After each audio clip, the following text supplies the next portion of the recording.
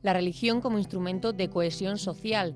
Así lo entiende Antonio Sánchez Bayón, profesor de Derecho en la Universidad Europea de Madrid, donde precisamente ha presentado el primer ejemplar de los 3 que forman su obra sobre el papel de la religión en la sociedad norteamericana.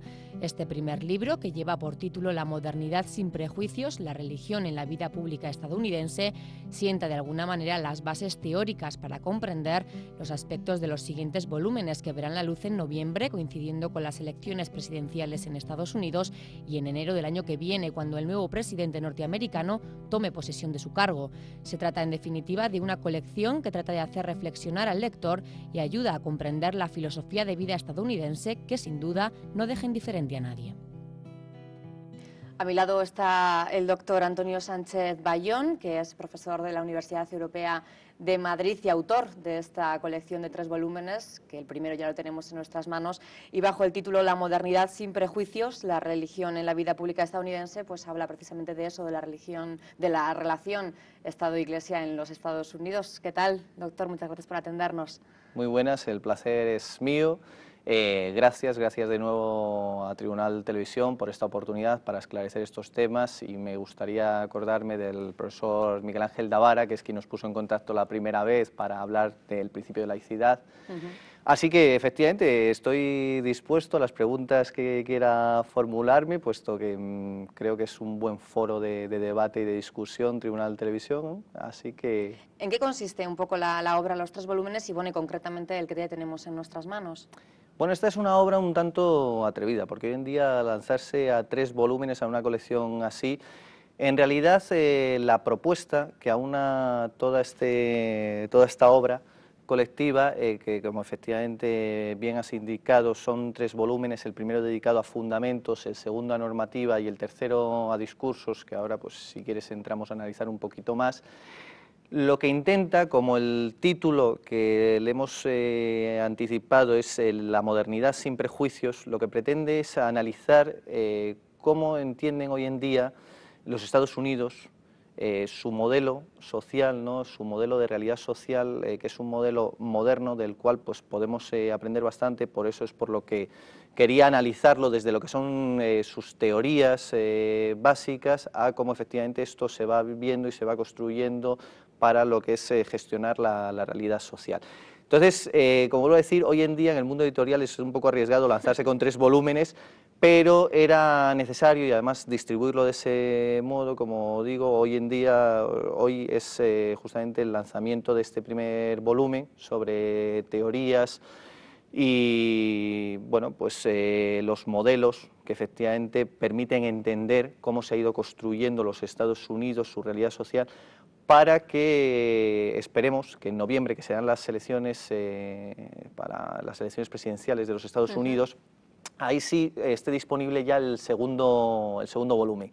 Que ese lo que pretende es ya no solamente comprender cuáles son esas ideas clave que han dado lugar, que han hecho que surja este modelo relacional, ¿no? Este modelo social moderno por excelencia, porque es una preocupación por la realidad como tal, cómo gestionar esta sociedad de masas incipiente, ¿no? Que ha sido los Estados Unidos.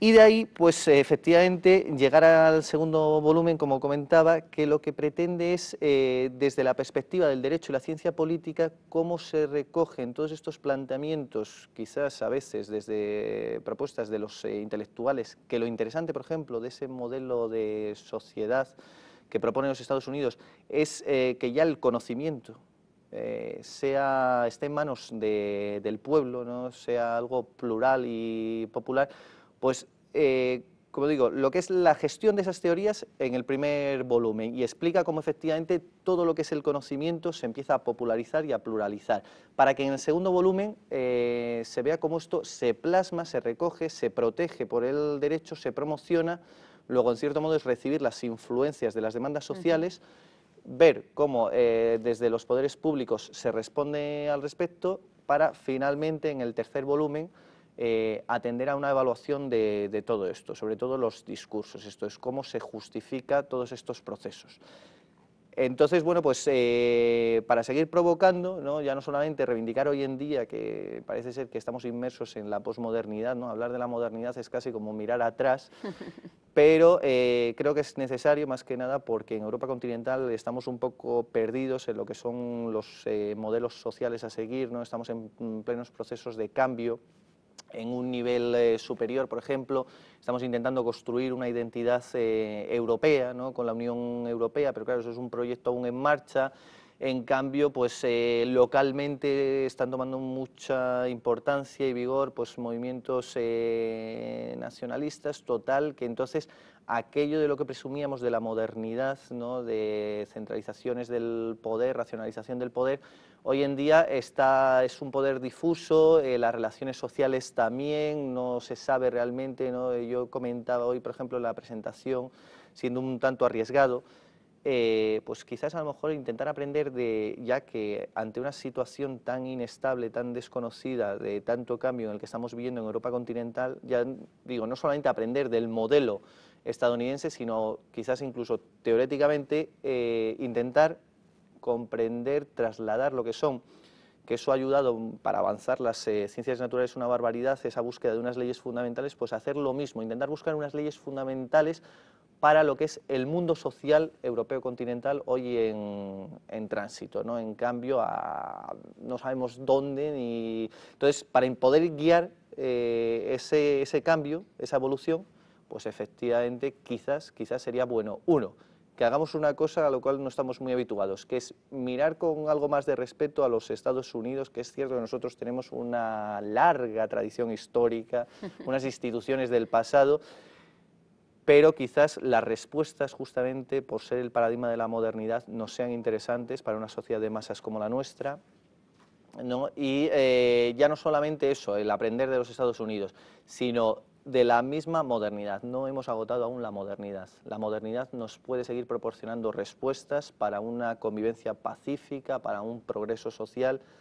Entonces, de ahí nace esa idea de este libro que intenta, a su vez, no solamente provocar en algunos momentos, he intentado abandonar una línea más academicista para hacerla más divulgativa, comprensible, ¿no? Ameno y sobre todo con muchas evidencias y ejemplos que clarifiquen todos los planteamientos que se realizan.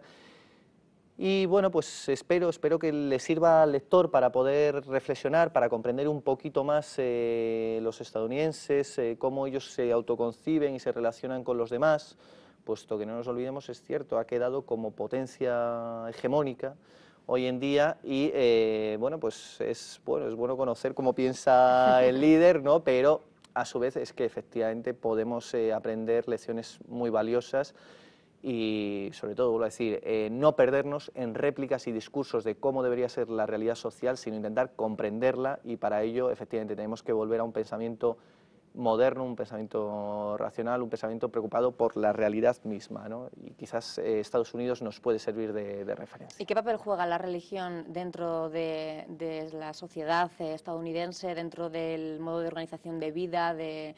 Bueno, pues es la primera potencia mundial, como afirmaba, y luego eso también se traslada a nuestra política europea, ¿no? Un poco nos influye de alguna manera cómo Estados Unidos se organiza y cómo se vive allí, cómo es la política Muy de buena allí. pregunta. Voy a intentar resumir, lo cual en mí ya es bastante. Vamos a ver, por intentarlo clarificar, vamos a intentar un juego de dualidades. Si hemos dicho que Estados Unidos sigue un modelo de modernidad preocupado en la realidad social, y en cambio en Europa continental hoy en día nuestras sociedades son sociedades posmodernas, ¿no? Más preocupadas en los discursos acerca de cómo debería ser hoy en día las sociedades, la religión, lo que importa es comprender que la religión que llega a los Estados Unidos es una religión secularizada. No es el modelo tradicional que hemos tenido en Europa continental, donde había un monopolio religioso, por tanto un monopolio del conocimiento, de esa gestión del conocimiento, eran unas élites, ¿no? Unas jerarquías eclesiásticas, y en cambio, pues como se adelantaba al principio de la entrevista, ¿qué es lo que ocurre? Que cuando llega a Estados Unidos, esa secularización, esa diversidad de manifestaciones religiosas, lo que permite es que empiecen a competir entre ellas. Por tanto, ya no hay un monopolio. Estas empiezan a competir y, sobre todo, cambian los planteamientos. Ya no es tanto una salvación frente a lo mundano, hay que rechazar lo mundano para llegar a lo eterno, a lo espiritual, sino que cabe una buena relación entre lo material y lo espiritual. Es una salvación a través del mundo. Entonces, ¿por qué? Porque si tienes éxito, esto ya lo planteaba Max Weber en su famosa obra, ¿no? El espíritu el espíritu del capitalismo y la ética protestante, ¿no? ¿Qué es lo que ocurría? Que efectivamente, resumiendo muchísimo, y su modelo que ofrecía es que decía que los protestantes se diferenciaban de los católicos de aquel entonces en que los protestantes pensaban que si tenían éxito en lo terrenal, estaban predestinados a la salvación. Luego había que esforzarse en lo terrenal, era la manera de ir conectando. Esto es un poco más complicado, en el libro doy varias pistas, ¿no? Varias teorías al respecto que permiten comprender, y sobre todo que ya deja de ser un monopolio. Entonces, cualquier persona que sepa leer y escribir, tiene acceso a la Biblia y por tanto puede dar lugar a su nueva secta, a su nueva confesión. Ojo, no confundir la noción de secta como la manejamos aquí en Europa continental. Para Estados Unidos eso sería a cult, ¿no? Un culto, que son de estos destructivos o que te captan, te atrapan, te encierran en una comunidad. No, no, no. Secta para ellos es como una confesión nueva, una nueva versión, pero no un culto. Eso sería el concepto de secta nuestro. Bueno, ¿qué es lo que ocurre? Que eso es mucho más reciente. Pues justamente gracias a que la religión es una religión secularizada, preocupada del bienestar material, ¿no? De cómo ser buenas personas y progresar aquí en la tierra y de ese modo asegurarnos también saber si estamos predestinados a la salvación. Bueno, pues esto hace que la religión se vuelque sobre todo en un mensaje que se ve, y esto por ejemplo lo estoy trabajando ahora en un nuevo libro, porque efectivamente estoy rematando lo que es esta colección, pero ya estoy trabajando en otro acerca de comunicación social en Estados Unidos. Bueno, pues lo que permite es, como les decía, una mayor preocupación por lo social, el evangelismo social, el social gospel, ¿no? Que justamente de ahí es de donde surge luego y aprende la Iglesia Católica nuestra, que en Europa, ¿no? Pues tenía un cierto monopolio, aprende de la Iglesia Católica estadounidense estas lecciones del social gospel, ¿no? Del evangelismo social preocupado por el bienestar material. Y esto es lo que hace que surja esa nueva doctrina social también preocupada del bienestar comunitario de los individuos, de establecer lazos de solidaridad. Bueno, pues esto ahora ya sí que conecta directamente con lo que me estabas preguntando. Entonces, ¿qué es lo que ocurre? Que por tanto, religión y política, claro, es la modernidad, están separados, igual que individuo y comunidad. Se entienden esas nociones de manera separada, pero no independiente, ojo. Entonces, ¿qué es lo que permite? Que efectivamente haya, como se dice en la Constitución, en la primera enmienda, que no haya una religión oficial, pero que los poderes públicos se preocupen de la protección de la libertad religiosa. ¿Por qué? Porque la religión es un instrumento muy poderoso para crear esa identidad común, ¿no? De manera, pues sí, lo que significa en su momento lo que era la ecumene griega, el mundo ecuménico, Roma ciudad ecuménica, luego ya los españoles de Teodosio en el 380, cuando habla de la religión oficial, la religión católica. Católico significa eso, universal, oficial.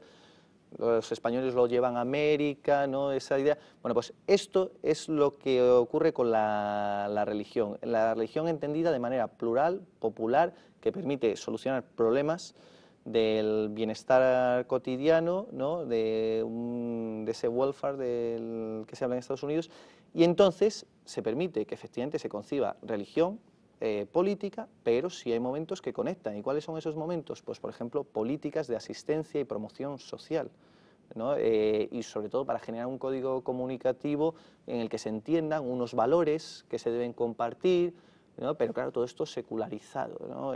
Por tanto, preocupado del día a día, no en términos teológicos y ya digo, fuera de esos planteamientos de monopolio, sino que todo el mundo puede participar, todo el mundo puede aportar su visión, y esto ayudará a ese progreso, a ese bienestar. De alguna manera cohesiona el grupo, hace grupo en Claro, la sociedad. hay un gráfico, yo creo que se ve en las primeras páginas, ¿no? Es una pirámide donde se habla de la American Civil Religion, ¿no? Este concepto lo que significa es que en Estados Unidos, fíjense, se permite, la tolerancia es tal en ese sentido. Claro que ha habido momentos de crisis porque su estilo, el pragmatismo es ensayo y error.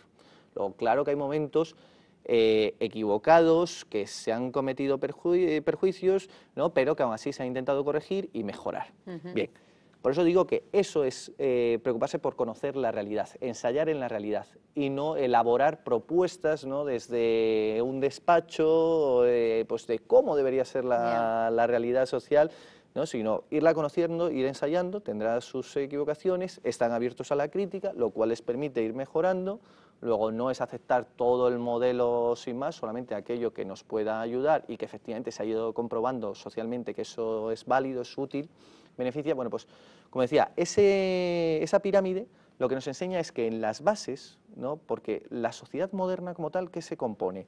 Sí, de comunidades religiosas con su propia identidad, un judío de Rhode Island, un Hare Krishna de California, un católico de Maryland, ¿no? Pero a su vez, a medida que nos vamos integrando, va subiendo. Entonces esas son las religiones tradicionales que pueden entre ellas convivir perfectamente, porque se da el entorno adecuado, pero al final, ¿qué es lo que ocurre en la cúspide?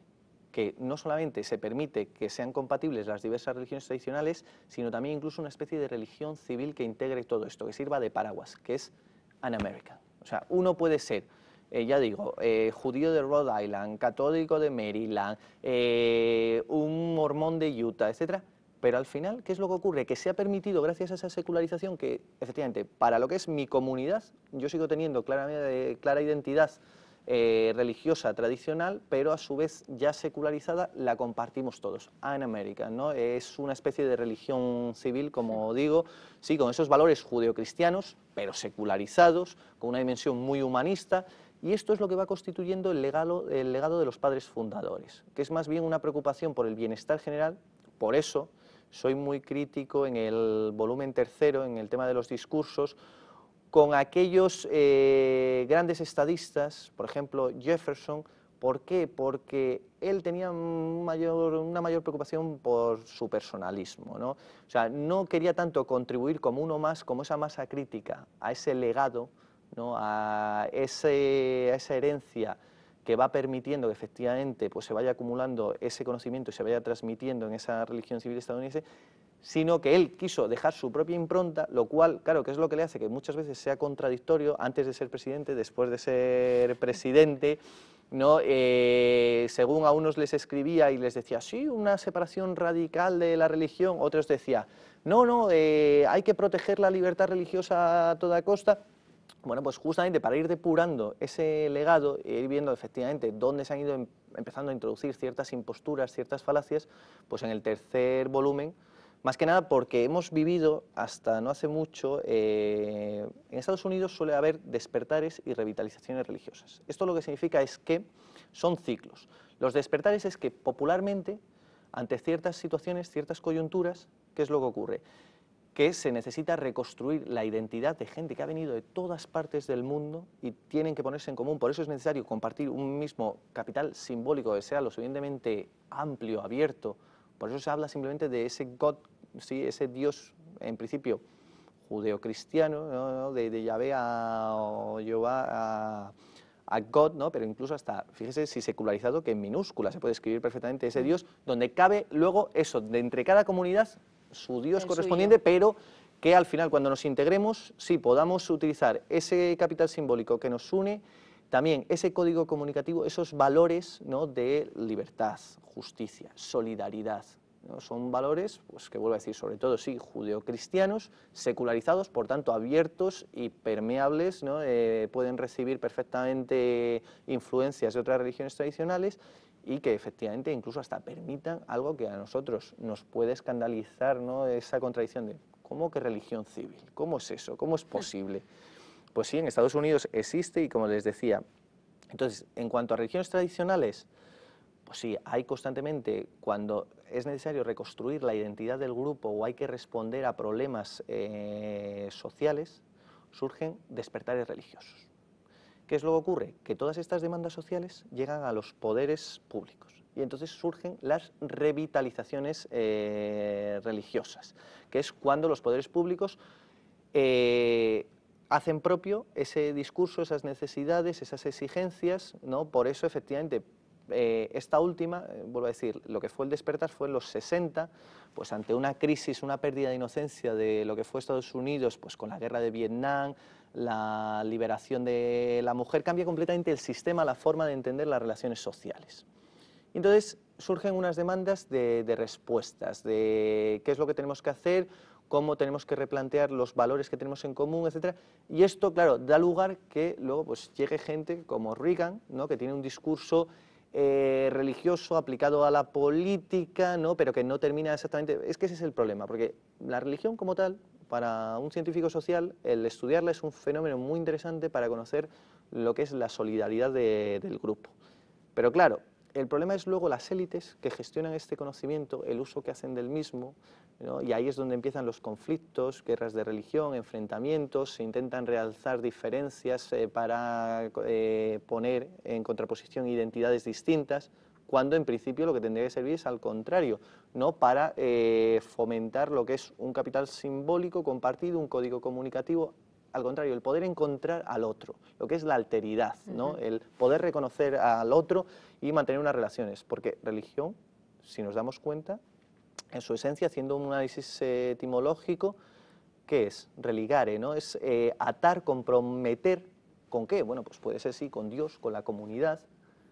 Entonces, bueno, pues con eso juego un poquito, comprendiendo cuál es el American Way of Life, ¿no?, el estilo, modo de vida, incluso de fe, de esa creencia de que efectivamente si uno cumple, ¿no?, recibe, se compromete mínimamente, o sea, uno tiene su autonomía, pero a su vez tiene que integrarse dentro de esa sociedad. Luego, cuanto más esté dispuesto a integrarse, más posibilidades tiene de promocionar socialmente, pero evidentemente es decisión de uno mismo hasta dónde, hasta qué punto quiere integrarse, ¿no? Entonces, bueno, pues es ese juego de equilibrios que también intento explicarlos, no solamente de cuáles son esas ideas clave del modelo, sino los mecanismos formales, que es ese juego siempre entre separación e integración, entre, incluso también hay otro cuadrito que lo explica y lo simplifica muchísimo, que es lo que es autonomía e integración, y lo que es separación y acomodación. Por eso digo que claro que religión y política están separados, pero tienen que acomodarse en ciertos aspectos, entre otras cosas lo que es la política social. Eso, de todas formas, desde el punto de vista europeo parece algo extraño, ¿no? Quiero decir, nuestro concepto de religión precisamente es un poco lo contrario. La religión pelea por hacerse con el poder, la religión es algo más privado en el sentido de que no está tan dada a la comunidad, se basa en un sacrificio personal para alcanzar luego un premio que viene una vez has muerto, es decir, plantea la vida como un tránsito al paraíso, algo que en Estados Unidos, por lo que me está contando, no es así, se aprovecha la vida de otra manera desde el punto de vista también religioso. No sé si me Sí, explico. completamente, pero ¿por qué? Porque entre otras cosas, eso es una cuestión que ha diferenciado la reforma y la contrarreforma. ¿Por qué? Porque la religiosidad en el mundo protestante es algo interno, es un ejercicio interno, es un ejercicio de pietismo, esto es una relación íntima de uno mismo con Dios, ¿no? Y por tanto uno va a un funeral y todo el mundo guarda silencio, no hay ninguna muestra exterior. ¿Por qué? Porque uno efectivamente medita y busca las soluciones personalmente, aunque sí que hay relación social en cuanto que están allí congregados, pero en cambio en el mundo católico, que es más bien una religiosidad exterior, ¿por qué? Porque es un mundo que ha sido tradicionalmente más analfabeto. Vuelvo a decir, los protestantes que llegan a Nueva Inglaterra es gente que sabe leer, escribir, son incipientes artesanos e incluso profesionales liberales. Luego vuelvo a decir, es un ejercicio más personal y es una decisión personal de integrarse con los demás y con la divinidad y ese compromiso. En cambio, nosotros, claro, pero hay que entenderlo, o sea, por eso digo, no hay que descontextualizar, pues sí, en nosotros es más habitual que la religiosidad nos viene dada del exterior, por eso las catedrales en Europa continental, ¿no?, católicas, están llenas de iconografías que lo que hacen es provocar la religiosidad. No es una religiosidad madura en ese sentido, sino que es una religiosidad aún un tanto paternalista. Sigue habiendo unas élites que tienen que gestionarnos ese conocimiento porque no está al acceso de todos, pero por eso digo que no nos echemos las manos a la cabeza. ¿Cuándo ha empezado realmente el proceso de alfabetización masiva en España? En los 80. Luego, ¿de qué nos vamos a extrañar entonces en ese sentido? Entonces no hay un acceso, luego son distintas fórmulas, una ni es ni mejor ni peor, simplemente distintas fórmulas, lo que pasa es que tenemos que intentar buscar aquellas que nos sean más útiles en cada coyuntura y sobre todo siendo coherentes con nuestro pasado y tratando de tener un futuro en conjunto.